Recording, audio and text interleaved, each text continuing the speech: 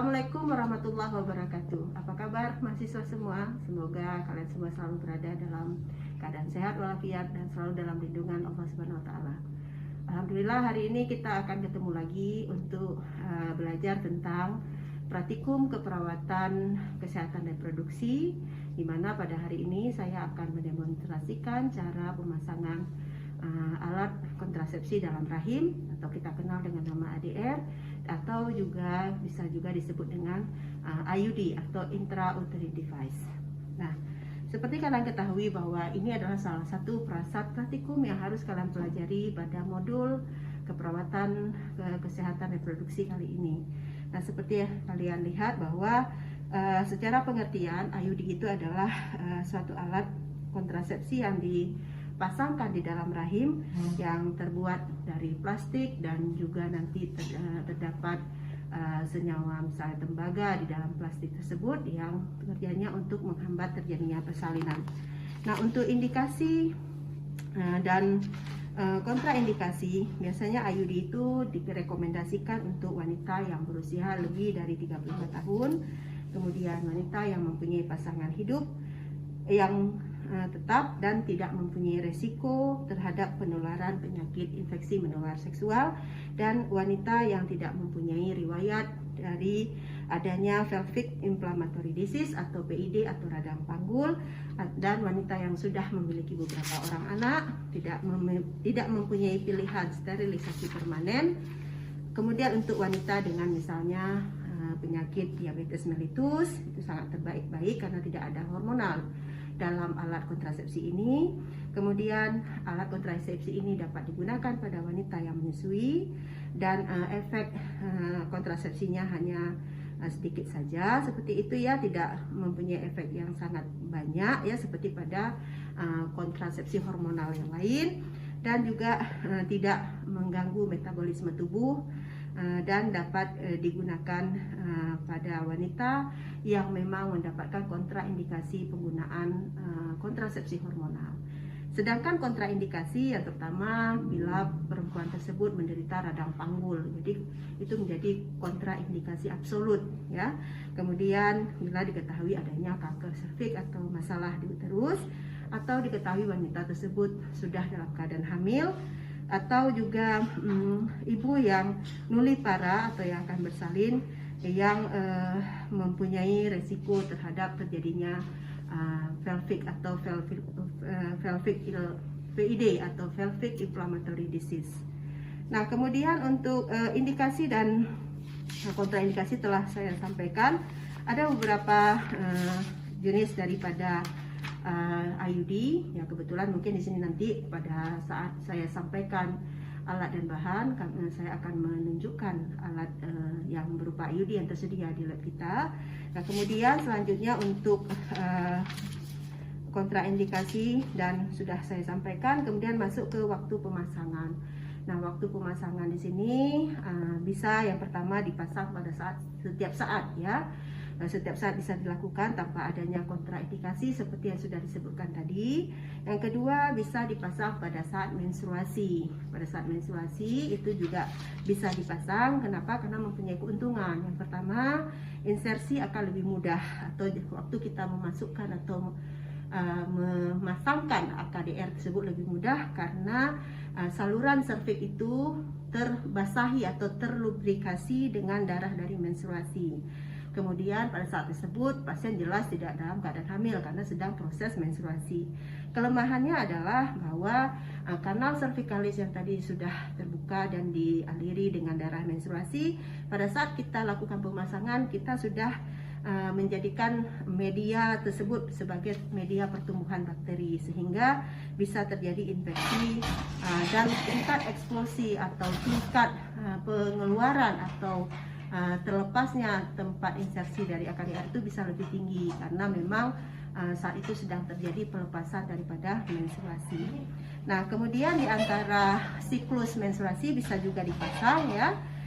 Hal ini juga menguntungkan. Yang pertama misalnya mulut serviksnya itu juga masih terdilatasi atau masih terbuka. Kemudian pada pemakaian atau pemasangan di antara siklus menstruasi, maka harus dipastikan adanya proteksi lain, ya, karena kita tidak begitu karena antara siklus itu belum baik proteksi dari kehamilannya ya dari alat ini, sehingga harus menggunakan proteksi yang lain pada minggu-minggu pertama. Misalnya Pak Sutri itu harus menggunakan, suaminya harus menggunakan kondom sambil menunggu efektivitas dari AKDR ini terjadi. Nah kemudian 4 boleh juga dipakai 4 sampai 8 minggu postpartum. Selanjutnya kita akan melihat persiapan alat dan bahan untuk pemasangan alat kontrasepsi dalam rahim. Yang pertama adalah kita siapkan satu bak steril ya, dimana berisikan alat-alat yang sudah steril ya, yang terdiri dari adanya spekulum SIM atau kita kenal dengan spekulum cetak bebek ya, satu. Ini ukurannya kita sesuaikan, ada yang medium, besar atau kecil sesuai dengan postur tubuh si ibu, tapi biasanya ini yang ukuran yang medium ya. Kemudian yang kedua adalah sonde uterus ya, ini sonde uterus mengukur panjangnya daripada uterus ya. Nah kemudian yang ini adalah tenakulum ya. Tenakulum ini untuk menjepit daripada mulut serviks, sehingga pada saat kita lakukan pemasangan IUD kita bisa seperti menahan sedikit daripada serviks supaya mudah untuk dilakukan pemasangan. Karena bentuk rahim itu sendiri yang normalnya adalah antefleksi, tapi pada beberapa orang kita harus lihat dulu bagaimana bentuk daripada rahim ya, apakah antefleksi atau malah jatuh ke belakang menjadi retrofleksi. Nah tentu dengan tenakulum ini kita pegang pada saat kita pasang, kita ukur panjang rahim dengan sonde uterus, kita juga bisa melihat bagaimana bentuk rahim daripada ibu tersebut. Nah ini juga adalah untuk memegang ujung daripada benang daripada IUD sebelum kita potong. Kemudian ini adalah gunting ya, gunting yang lumayan panjang untuk memotong sisa daripada benang di ujung daripada alat AKDR atau alat IUD tersebut. Kemudian ini adalah kom kecil yang nanti kita isikan ya, yang kita isikan dengan larutan antiseptik berupa betadin, dan kemudian juga kita siapkan kasa steril. Nah ini alat utama, ini saya menggunakan dengan korentang karena ini adalah alat steril. Kemudian juga kita siapkan tromol yang juga steril berisi kasa yang steril. Nah sebelumnya juga kita sediakan untuk alat untuk melakukan vulva hygiene ya. Ini adalah kapas ya, kapas dengan kapas DTT biasanya ya, untuk kita lakukan vulva hygiene. Kemudian juga ini betadin sebagai cairan antiseptiknya. Kemudian kita gunakan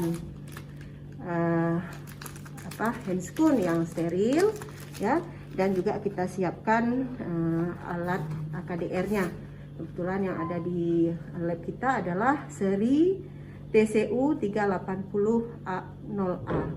Ini ada maknanya. Ini T ini berarti bentuknya bentuk seperti T. CU ini adalah kuprum, berarti dia tembaga. Berarti AKDR itu dililit dengan tembaga. Fungsinya nanti untuk apa? Karena daya bekerjanya dia membuat lisis daripada bagian dalam dari endometrium, sehingga tidak bisa bagian dalam dari endometrium itu tidak siap untuk tempat nidasi daripada hasil konsepsi. Itu yang pertama. Yang kedua adalah dia mengganggu. Jadi mengganggu pergerakan daripada spermatozoa. Jadi walaupun spermatozoa sudah masuk, terganggu oleh karena adanya alat ini, sehingga spermatozoa itu tidak akan sampai ke tuba Fallopi untuk bertemu dengan sel ovum, sehingga tidak terjadi nidasi, tidak terjadi konsepsi dan tidak terjadi nidasi nanti di rahim. Nah kemudian juga ini mengentalkan juga lendir serviks ya, karena ini adalah benda asing oleh tubuh kita, nanti akan mengentalkan lendir serviks. Nah akibat kentalnya lendir serviks sehingga spermatozoa itu tidak mampu menembus ya, tidak mampu menembus daripada lender cervix untuk menuju ke tuba fallopi untuk bertemu dengan sel ovum. Baik, selanjutnya kita siapkan nair beacon untuk menempatkan alat atau bahan yang sudah terkontaminasi atau sudah kotor. Kemudian ini adalah celemek plastik ya, untuk dipakai oleh si penolong atau pemasang dari AKDR.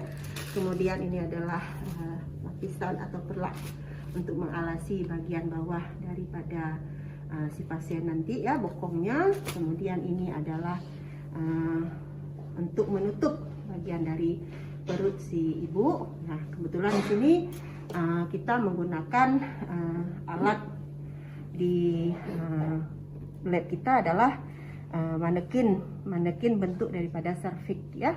Bentuk, mohon maaf adik-adik semua bila mungkin ini tidak tertutup bagian privasi ya, karena kita ini memang harus kita buka seperti ini supaya nampak ya. Jadi manekin ini, dan kemudian juga bed ginekologis ya, bed ginekologi di mana seharusnya bednya tidak boleh ada seperti ini ya.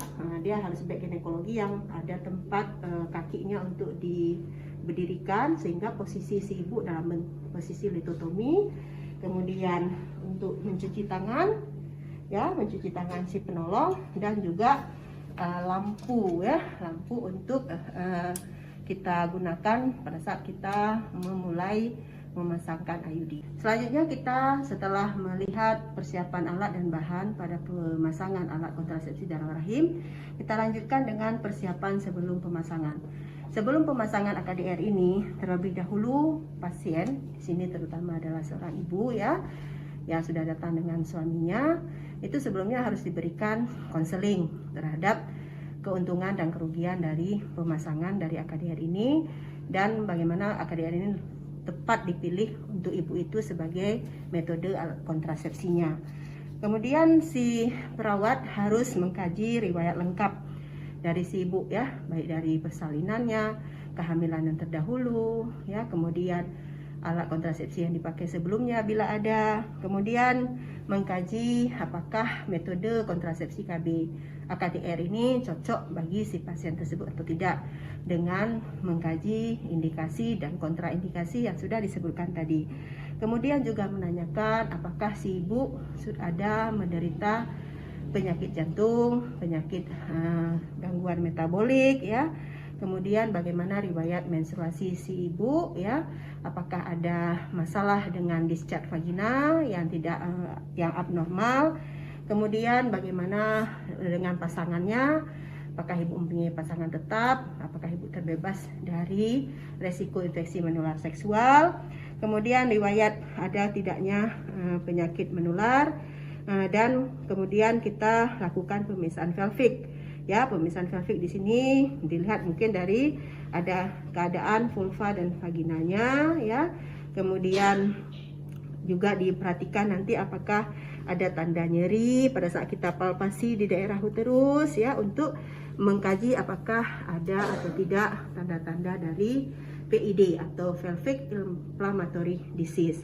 Kemudian kita pada saat konseling itu juga kita bertanya atau menganjurkan ibu untuk bertanya apa yang masih belum dipahami oleh ibu tentang pemilihan AKDR ini. Kemudian sebelum pemasangan kita pastikan dulu ibu sudah memahami semuanya tentang alat AKDR ini, dan ibu bisa kita mintakan untuk menyetujui pemasangan AKDR dengan informed consent ya.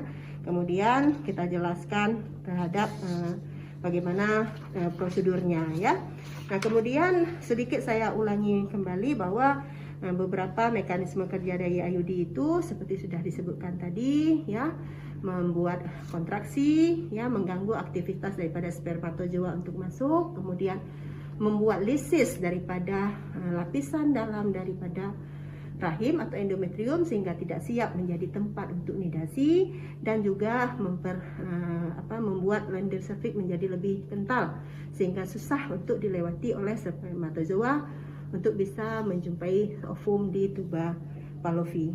Nah, selain dari indikasi dan kontraindikasi juga ada efek samping ya, misalnya terjadi perforasi uterus. Nah, ya, dimana pada saat pemasangan seperti adik-adik lihat lagi ini adalah bentuk uterus. Jadi kita pasang dari bagian depan dari vagina. Bila dipasang dengan tidak hati-hati itu bisa menjadi tembus, dia menjadi perforasi uterus. Kemudian setelah itu bisa terjadi bila ternyata ibunya hamil dan tidak diidentifikasi hamil atau tidak dan sudah terpasang, maka itu akan menjadi gangguan pada kehamilan bila tidak diketahui sebelumnya, ya. Kemudian bisa terjadi perdarahan, ya, dan juga kalau tidak diperhatikan pemasangan dengan steril akan terjadi infeksi pelvik. Selanjutnya kita akan lihat cara pemasangan. Yang pertama adalah kita persilahkan pasien, ya, setelah kita beri konseling tadi, kemudian pasien BAK dulu, ya. Kemudian kita persilahkan pasien untuk tidur di bed ginekologi dengan posisi kaki yang ditutupi, ya. Nah, ini kita misalkan ini pasiennya, ya. Ini pasiennya, saya misalkan ini pasiennya. Kemudian kita ambil perlak, ya, untuk melapisi bagian bawah daripada bokong ibu, ya. Bagian bawah dari bokong ibu. Nah, kemudian kita ambil kain, ya, untuk menutup bagian daripada atas daripada bokong ibu, ya. Nah, dari perut ibu kita tutup. Tapi di sini mungkin saya akan buka begini supaya mahasiswa bisa melihat, ya. Nah, tapi pada hari-hari yang pada pemasangan itu ditutup seperti ini, ya. Nah, jadi kita menjaga privasi dari ibu. Kemudian juga kita dekatkan alat-alat supaya mudah untuk kita lakukan pemeriksaan. Kita sebagai pemasang juga menggunakan lemek, ya, dan juga menggunakan masker. Kebetulan kita sudah langsung menggunakan masker, ya. Setelah itu kita cuci tangan yang bersih, ya. Kita cuci tangan yang bersih, kita hidupkan lampu, ya. Hidupkan lampu untuk bisa kita sorot ke arah vagina ibu. Tujuannya adalah untuk membuat kita lebih jelas pada saat melakukan proses pemasangan. Kemudian setelah cuci bersih, ya, kita siapkan KDR-nya, ya. Karena kita bekerja sendiri. Kalau misalnya bekerja dengan teman, ada yang bantu, mungkin bisa diminta bantu teman. Misalnya pada saat memasang AKDR, bisa ditolong pasang Kak Evi. Nah, ini memasang AKDR bisa digunakan langsung di dalam sini, ya, tanpa kita membukanya. Jadi ada petunjuknya cara memasang di sini, ya. Nah, di sini ada petunjuk, ya. Nah, ini cara petunjuk langkah-langkahnya, ya, langkah-langkah yang bisa kita ikutin sehingga kita bisa memasang nih AKDR-nya, ya. Nah, sehingga ini kan model T begini, ya. Pada saat kita pasang ini kita harus kuncupkan, ya.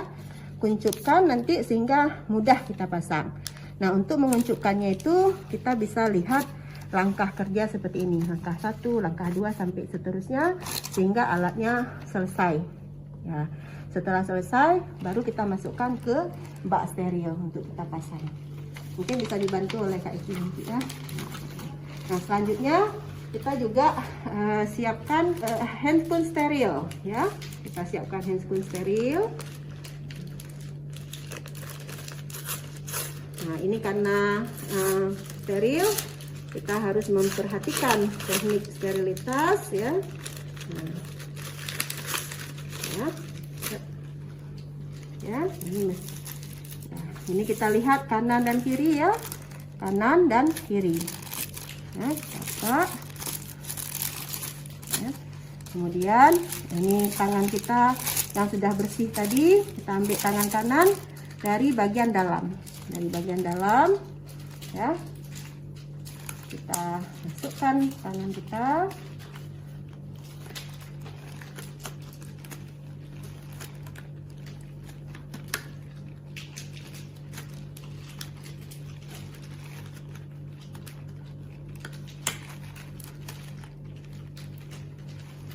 letaknya yang pas.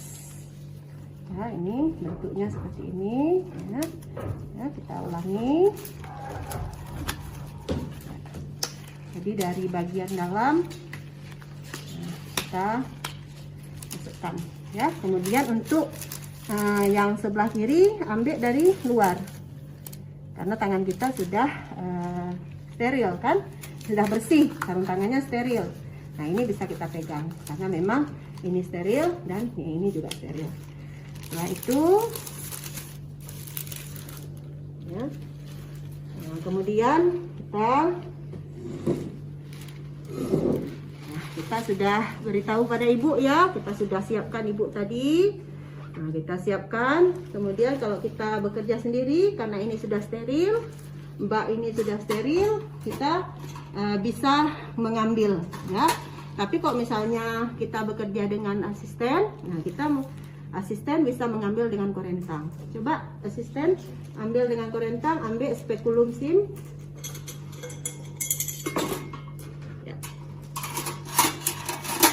Dengan spekulum sim, nah karena tangan saya sudah steril, kita bisa langsung pegang.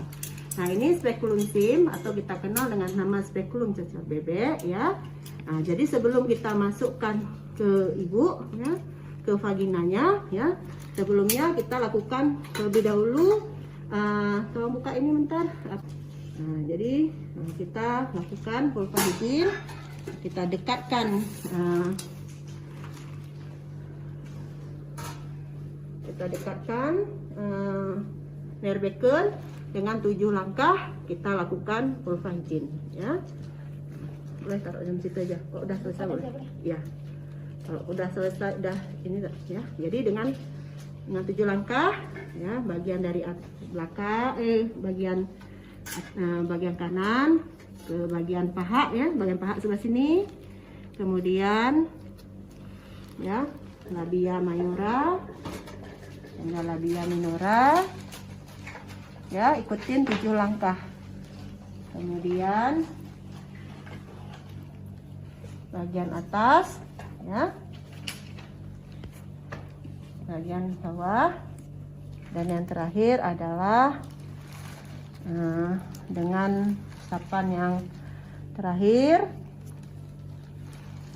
ya, dari atas semua diusap ke bawah. Nah, 7 langkah dari melakukan pembersihan daripada vagina. Nah, kemudian setelah itu kita siapkan, tolong ya, ini tolong ambil bisa ya, boleh. Nah, kita siapkan kom ya, dan kita diisi betadine ya. Jadi setelah diisi betadine, kemudian sudah selesai, kita mulai memasang. Yang pertama boleh diambil spekulum cocor bebeknya. Nah, ya, jadi kita spekulum cocor bebek. Nah, jadi kita waktu kita pasang ke dalam vagina si ibu, bentuknya itu harus tertutup seperti ini ya, tidak terbuka, bentuk tutup. Setelah kita masukkan, kita putar, kemudian baru kita buka, baru kita kunci. Nah, ya, baru kita kunci seperti itu. Nah, kemudian supaya ibunya juga tidak terkejut, nah, kita kasih tahu ibu, ini kita mulai ya, kita pasang IUD-nya. Ini saya pasang alat ya di vagina ibu, jangan terkejut karena ini agak lumayan dingin ya. Jangan terkejut. Jadi kita kasih nampak begini supaya ibunya tidak terkejut ya. Nah, kemudian dengan pelan-pelan kita masukkannya tuh harus searah. Ini searah daripada lubang vagina, searah dengan bentuk daripada cocor bebek. Jadi kita masukkan. Nah, setelah masuk sudah setengah, kemudian kita putar ya. Ini kan supaya mudah, ibunya memang harus ke pinggir lagi tidurnya. Makanya dia harus di bed ginekologi supaya dia mudah untuk kita pasang. Kemudian kita buka. Nah, ya, kita buka, baru kita kunci. Nah, jadi coba dilihat, nampak enggak? Nah, ya, nampak itu mulut serviknya ya. Nah, adik-adik bisa lihat itu mulut serviknya. Nah, setelah itu setelah selesai kita buka, udah nampak mulut serviks. Ini terpaksa saya angkat begini ya supaya bisa divideokan. Ya, setelah itu kita ambil tenakulum. Nah, tenakulum ini untuk kita kita pasang di serviks. Nah, jadi misalnya ini serviks ya. Misalkan karena ini susah dilihat ke dalam. Misalkan ini tangan saya ini serviks begini ya. Nah, jadi kita pasang tenakulum itu tujuannya pada saat kita lakukan pemeriksaan tinggi fundus uteri atau ukuran dari rahim, kita bisa pegang rahim tersebut dengan bantuan si tenakulum ini. Nah, ya. Kenapa? Karena bentuk rahim orang itu tidak sama. Bentuk rahim ada yang ke depan, antefleksi, ada yang ke belakang. Jadi kalau tidak kita pegang mulut rahimnya, akan susah pada saat kita melakukan pemasangan atau pengukuran panjang rahim dengan sondi uterus. Ya. Nah, jadi caranya adalah misalkan ini mulut rahim, kita anggap ini mulut rahimnya seperti jam. Jam 12 di atas, jam 6, jam 3 dan jam 9. Maka yang kita lakukan fiksasi dengan tenakulum dari jam 9 ke jam 12. Jadi di bagian kuadran atas sebelah kanan, sebelah kiri ya. Nah, jadi kita masukkan. Nah, ini memang agak kecil sehingga nggak bisa divideokan. Nah, ya. Nampak? Lihat ya, nah ini yang saya sorot dengan lampu. Nah, itu adalah mulut serviks, dan mulut serviksnya itu sudah dipegang di angka 9 ke 12 dengan tenakulum. Baik, selanjutnya setelah kita pasang tenakulum, lalu kita lakukan disinfektan ya, dengan membersihkan daerah serviks ya, daerah serviks dan mulut daripada serviks. Nah, misalnya ini contoh ya. Nah, ini tadi kalau di bagian luar, inilah rahim kita ya. Ini rahim. Nah, ini tuba Fallopi ya. Ini ovarium. Nah, ini adalah mulut serviks. Nah, ya. Kalau ibu misalkan, nah beginilah mulut serviksnya. Kita misalkan searah jarum jam. Kalau jam 9 ke jam 12, maka di area ini ya. Coba saya kasih nampak sama adik-adik ya. Jadi kita pasangnya begini. Nah, ya. Nah, kita pasang seperti ini. Tujuannya apa? Pada saat nanti kita lakukan pengukuran daripada rahim, dan pada saat kita ukur itu mudah kita pegang mulut serviks sehingga kita bisa ikut arah rahim. Jadi ada rahim yang dia antefleksi, ada yang retofleksi begini. Nah, ya.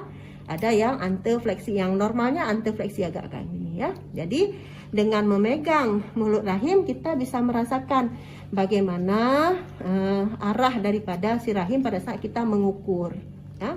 Nah, pekerjaan ini harus dilakukan dengan lembut sekali ya, dengan lembut karena bayangkan ini kan rahimnya sangat kecil, kemudian lembut. Jadi waktu kita kerjakan memang harus dengan penuh perasaan. Jadi nggak boleh dikerjakan secara buru-buru. Nanti misalnya kita mau melakukan pengukuran rahim, kita pasang dengan cepat-cepat, dengan tidak dengan pelan-pelan, itu bisa saja kita merobek rahimnya karena waktu kita pasang bisa tembus. Nah, ya, sehingga harus dilakukan dengan perlahan-lahan sekali ya. Nah, setelah selesai kita pasang tenakulum ini, maka langkah selanjutnya adalah kita melakukan kita bersihkan ini mulut rahim. Jadi mulut rahim ini kita bersihkan dengan larutan disinfektan. Dalam hal ini adalah betadine ya. Ini saya misalkan saya kembalikan lagi kemari ya. Mana ini, atau kita taruh di sini biar nampak ya, bisa nggak ya, tapi inilah ya, nanti kita ulang lagi untuk yang ini ya. Kita misalkan ya, supaya nanti mungkin adik-adik yang tergambar jadi yang di luar jadinya ya. Nah, jadi kita pasangkan, ini contoh yang di luarnya tadi. Kemudian kita ambil ininya, ada alat lain ya. Kalau pakai ini seharusnya kita menggunakan semacam korentang juga ya. Udah pakai ini aja udah. Ini juga penjepit jepit benang ya. Nah, kita ambil. Kemudian setelah itu ya kita masukkan kita dalam disinfektan. Ini saya nggak masukin ya. Nah, kita dalam disinfektan yang sudah kita isi. Kemudian dengan perlahan kita masukkan dan kita dengan melingkar kita bersihkan mulut daripada servik ya. Kalau saya bisa contohkan di luar, ya misalnya seperti ini ya, tadi dan begini ya. Nah, kita lakukan pembersihan ya, sehingga kita selain kita bersihkan juga sudah kita lakukan disinfektan ya di sini. Nah, setelah selesai kita keluarkan kembali, kita buang ya. Nah, kemudian setelah itu baru kita lakukan pengukuran daripada si uterus dengan menggunakan sonde uterus ya. Nah, ini tadi alat sonde uterus ya. Nah, ini kita lakukan pengukuran dengan pelan-pelan sekali. Ini saya contoh di luar ya. Nah, jadi pada saat kita lakukan pengukuran ya, sambil kita melihat arah daripada rahim ya. Seperti Anda lihat, ini kan ke atas, ini antefleksi ya kan, bentuknya ini kan ke atas gitu ya. Ini antefleksi karena bentuk rahim yang normal seperti itu. Tapi bisa saja rahimnya menjadi jatuh seperti ini. Nah, ya. Nah, jadi perlu waktu kita ukur itu sambil melihat bentuk daripada arah daripada rahim. Makanya tadi perlu tenakulum kita pasang di sini, sehingga tenakulum itu bisa kita pegang untuk mengikuti ya pada saat kita pasang, kita ukur dengan sonde uterus. Nah, tekniknya ini diukur dengan pelan sekali ya, nggak boleh ini terlalu cepat, harus dengan pelan. Karena bayangkan kalau misalnya Anda cepat-cepat bisa robek ya. Nah, jadi dengan pelan ya, kita ukur dengan pelan, dengan perlahan, kita ikutin arah daripada rahim. Nah ya, kita ikutin misalnya arah rahimnya kan antefleksi agak ke atas gini ya. Nah, sampai dia kita ketemu di bagian fundus ya. Nah, setelah ketemu bagian fundus, kalau misalnya ibu itu dipasang di antara masa haid, misalnya hari ke-5 haid. Nah, haidnya kan sudah tidak banyak lagi, tapi masih ada sisa-sisa haid. Nah, biasanya pada saat kita keluarin ya, maka akan nampak di sini bekas daripada menstruasinya. Misalnya rahim yang normal itu kan harus lebih dari 5 cm. Ini kan paling kecilnya 5, 6, di 4. Kok 4 ini nggak bisa, dia harus 5. Jadi kalau di bawah 5 ini terlalu pendek, nggak ada, belum jarang sekali perempuan ada rahim pendek. Tapi ada misalnya perempuan yang KT atau cebol ya, itu nggak cocok dipasang IUD karena IUD itu ada ukurannya sendiri. Jadi misalnya kita dapatkan tadi 6 cm, nah, mungkin di sini ada sisa darahnya 6 cm. Atau cara kedua bisa kita lihat dari lendir serviks. Pada saat kita buka si sondenya akan nampak lendirnya di mana ya. Nah, jadi lendir serviks itu menandakan mana panjang daripada si rahim. Nah, misalkan nih 6 ya. Nah, setelah kita tahu oh ini 6 cm, maka kita ambillah alat ini apa? Ini sudah steril, boleh kita ambil dengan tangan kita. Nah, ini tadi Kak Evi sudah membantu untuk memasangkan teknik memasangkan seperti yang sudah divideokan tadi. Nah, bisa misalnya kita tadi udah ketemu bahwa panjang rahim adalah 6 cm. Maka introducer ini kita pasang di angka 6 ya. Ini adik-adik lihat ya. Nah, ini ibu akan pasangkan di angka 6 ya. Bisa dilihat sekali lagi. Nah, ini nggak bisa dibuka lagi karena sudah kita pasangkan di 6. Nah, setelah itu dengan perlahan-lahan. Baik, selanjutnya setelah introducer itu sudah terpasang ya, maka kita bisa pelan-pelan kita masukkan ya. Nah, setelah kita pasang berapa panjang daripada rahim, ini saya misalkan pakai ini, kebetulan dengan alat yang ini tadi agak susah di mulut rahimnya ya. Jadi dari dalam ya kita pasangkan sampai dia batasnya, nah seperti ini. Batas yang pembatas birunya ini tidak bisa masuk lagi karena sudah kita pasang di angka 6. Nah, setelah itu baru kita dorong. Nah, kita dorong langsung dia langsung lepas ya, langsung dia tertuju ke bagian fundus ya. Nah, makanya tadi kan dia tadi bentuknya T ya. Nah, waktu kita mau pasang baru kita kuncupkan dia. Nah, jadi nggak boleh lama juga. Misalnya pasangnya mesti lama, kita kuncupkan terus, dia nanti akan posisinya tidak T lagi gitu, paham ya? Ini bisa dilihat ya. Nah, jadi pas waktu mau pasang di situ kita ikutin langkah yang ditaruh di dalam alat tadi untuk menguncupkan sehingga kita bisa pasang di transducer ini. Nah, setelah dia masuk, kita udah tembakkan dia ya, sudah kita lepaskan, maka transducernya kita buka. Nah, kita buka ya, dan juga alatnya kita buka. Nah, ya. Maka yang tertinggal di dalam rahim si ibu adalah bagian dalam adalah si ini IUD-nya, bagian luar di mulut rahim adalah sisa benang. Ini benangnya masih sangat panjang sehingga harus kita potong ya, harus kita potong lebih kurang 3 cm. Maka alat yang kita gunakan adalah ini tadi ya, tadi ini sudah kita pernah gunakan. Nah, ini kita pegang dari dalam ya, kita masukkan juga di sini seperti ini ya, dari dalam. Cuma saya pindahkan keluar tangan saya supaya teman adik-adik bisa lihat. Nah, kita pasangkan di sini di dalam ya. Nah, ini misalnya di bagian dalam kita pasangkan ya, supaya kita bisa potong benangnya. Nah, setelah kita pegang, baru ujungnya ini kita potong. Ya, setelah kita potong dengan gunting ya. Ya, misalkan sudah kita pegang, ini tenakulum kita buka aja dulu ya. Jadi tenakulum dibuka supaya bisa dipegang benang tersebut dengan alat yang ini ya. Jadi kita pegang ya, ini 3 cm, nah, sekitar beginilah ya. Nah, kemudian kita potong. Nah, setelah kita potong, sudah kita potong nih dengan gunting yang panjang. Nah, ini kan pasti dia menjadi lebih pendek ya. Nah, maka sisanya itu kita bawa ke bagian samping ya. Sisanya kita bawa ke bagian samping ya. Karena ini kan ada lendir cervix ya di sini. Ini akan lendir cervix. Lama-lama dia akan terpegang oleh lendir cervix tersebut. Nah, jadi begini dia. Nah, jadi ya ini kan saya tidak potong langsung ya, hanya saya kasih tahu saja ya. Jadi setelah dipotong, sisanya itu dengan alat ini dibawa ke samping ya.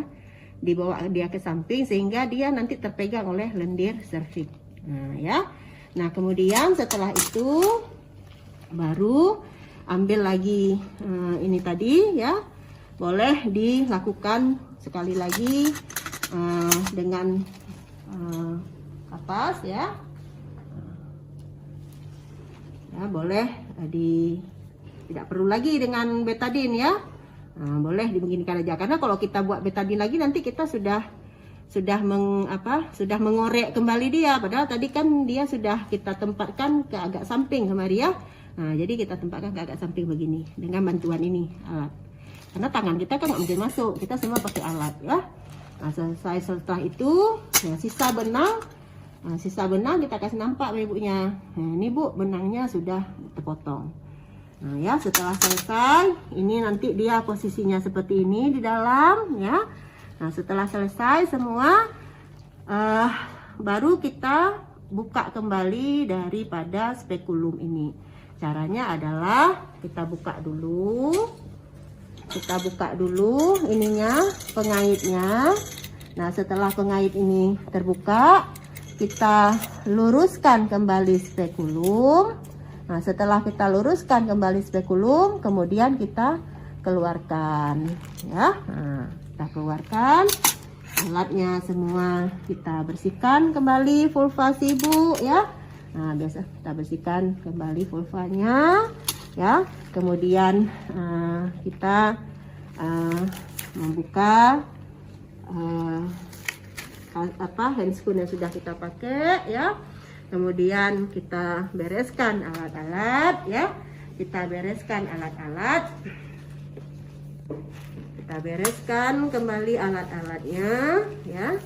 Nah, kemudian juga di sini kita bereskan alat, dan kemudian kita matikan ininya. Nah, setelah selesai baru kita ajarkan ibu ya, ajarkan ibu apa yang harus ibu lakukan setelah dipasang IUD. Nah, jadi kan IUD ini akan perlu waktu untuk bekerja ya.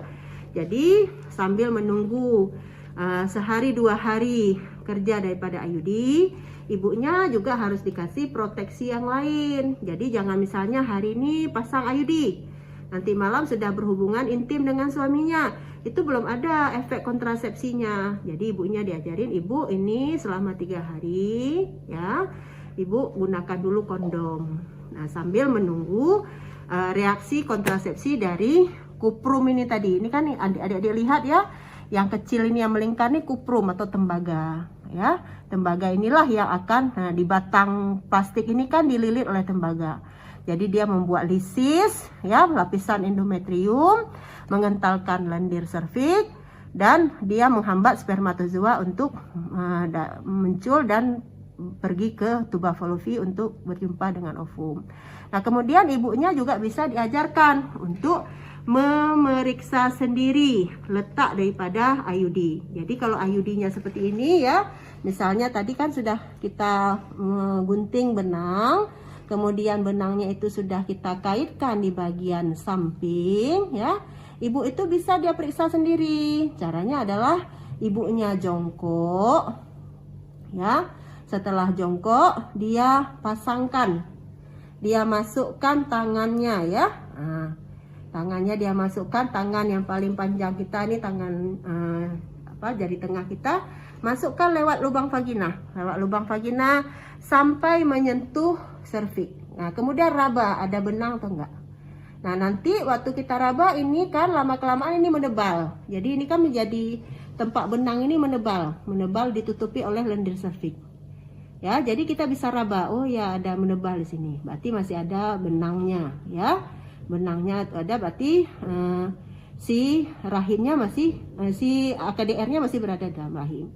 Kemudian juga ibu diajarkan untuk memeriksakan USG ke objin untuk melihat posisi daripada posisi daripada AKDR-nya di dalam rahim ya. Nah, jadi untuk dia periksa posisi tersebut ya, 3 bulan sekali, kemudian 6 bulan sekali, kemudian setahun sekali untuk memeriksa ini. Kemudian juga ibu diajarkan, misalnya nanti ibunya ada siklus menstruasi di bulan ke depan. Nah, mungkin siklusnya itu akan sedikit banyak. Kenapa? Karena ini adalah benda asing. Jadi kalau benda asing di dalam tubuh kita, secara normal tubuh kita akan berusaha untuk mengeluarkan. Nah ya, jadi tubuh kita merasa, oh ini benda asing, saya harus keluarkan. Jadi mengeluarkannya itu pada saat menstruasi dengan banyaknya menstruasi. Kadang-kadang kalau banyaknya menstruasi akan terlepas IUD ini ya. Jadi itu diperhatikan juga, diajarkan ya. Diajarkan untuk jangan khawatir kalau mensnya itu misalnya agak lebih banyak. Kemudian diajarkan untuk memeriksa kondisi benang ini atau memeriksakan ke dokter untuk di USG ya. Nah, kemudian bila ada keluhan juga ibunya dikasih tahu. Misalnya ada keluhan ya, misalnya perdarahan terus ya, sebaiknya ibunya datang mengunjungi objin untuk memeriksa USG, memeriksa kondisi daripada rahimnya dan kondisi daripada AKDR yang telah dipasangnya. Selanjutnya, setelah kita ajarkan kepada ibu cara memeriksakan kondisi daripada IUD di dalam rahimnya, kemudian kita ajarkan ibu bagaimana mengetahui apa yang harus dilakukan ibu bila misalnya siklus menstruasi di bulan kedepannya agak banyak, ataukah kapan waktu ibu harus datang mengunjungi objin untuk memeriksakan USG untuk melihat kondisi pada rahim dan posisi daripada AKDR-nya. Selanjutnya ibu kita kita persilakan untuk bertanya kalau ada hal yang tidak diketahui, kita diskusikan kembali. Kemudian kita buat catatan dokumentasi ya, dokumentasi kita buat kembali kapan dia kontrol ulang dan segala macam ya. Kemudian kita bereskan alat dan kita cuci tangan, pemeriksa cuci tangan kembali. Kemudian kita dokumentasikan seluruh proses pemasangan AKDR.